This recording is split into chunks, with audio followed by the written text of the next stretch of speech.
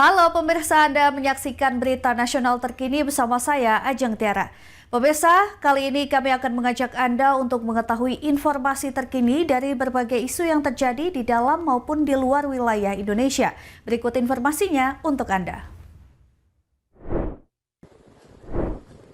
Inilah rekaman video penangkapan buronan kasus penyelundupan narkoba di Sihanoukville, Kamboja pada awal Desember 2025.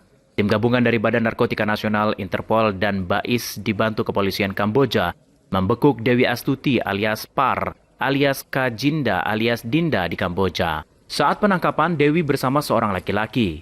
Dewi dibekuk tanpa perlawanan. Selanjutnya, Dewi Astuti diterbangkan ke Jakarta. Ia tiba di Bandara Soekarno-Hatta pada Selasa malam 2 Desember 2025. Selama menjadi buronan, Dewi tercatat sebagai seorang tenaga kerja wanita atau TKW di sejumlah di negara Asia. Namanya mencuat usai BNN mengungkap jaringan internasional peredaran narkoba. Perempuan yang kerap merubah tampilan merupakan salah satu aktor utama peredaran narkoba jaringan internasional, khususnya di kawasan Golden Triangle Asia. Sebelumnya Dewi Astuti menyelundupkan narkoba jenis sabu ke Indonesia sebanyak 2 ton yang diperkirakan mencapai total 5 triliun rupiah. Amankan tanpa perlawanan dan cukup kooperatif, dan laki-laki yang bersama yang bersangkutan saat ini masih dilakukan pendalaman. Ya, oke, cukup ya. Pak, ini kesulitannya apa sih Pak? Ini selama ini DPO udah berapa lama? Tentunya kesulitannya karena yang bersangkutan ini satu, dia adalah bagian dari jaringan internasional yang selama ini pindah dari negara ke negara lain, dan pada saat yang bersangkutan berada di negara Kamboja, kita dengan kerjasama tadi yang saya sampaikan, kita bisa menemukan titik yang bersangkutan sehingga kita lakukan penangkapan dengan kolaboratif antara negara Indonesia dengan pemerintah. Tim Liputan Berita Nasional TV.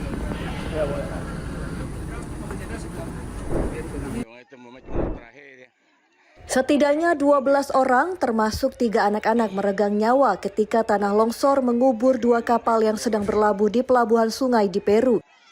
Melansir AFP, tanah longsor menenggelamkan 2 kapal di pelabuhan Iparia di wilayah hutan Amazon Ucayali.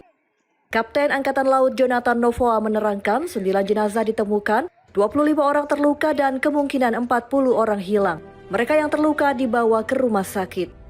Pihak berwenang bekerja sama dengan keluarga korban berkumpul di lokasi bencana mencoba menentukan jumlah pasti korban. Angkatan Laut dikerahkan membantu pencarian. Upaya penyelamatan terhambat deras air dan pusaran air di sungai. Korban diperkirakan terjepit di antara puing kapal atau tersangkut arus sungai. Menurut Pusat Operasi Darurat Nasional, longsor terjadi karena erosi di tepi sungai Ucayali. Ya, demikian berita nasional terkini, saya Ajeng Tiara, sampai jumpa.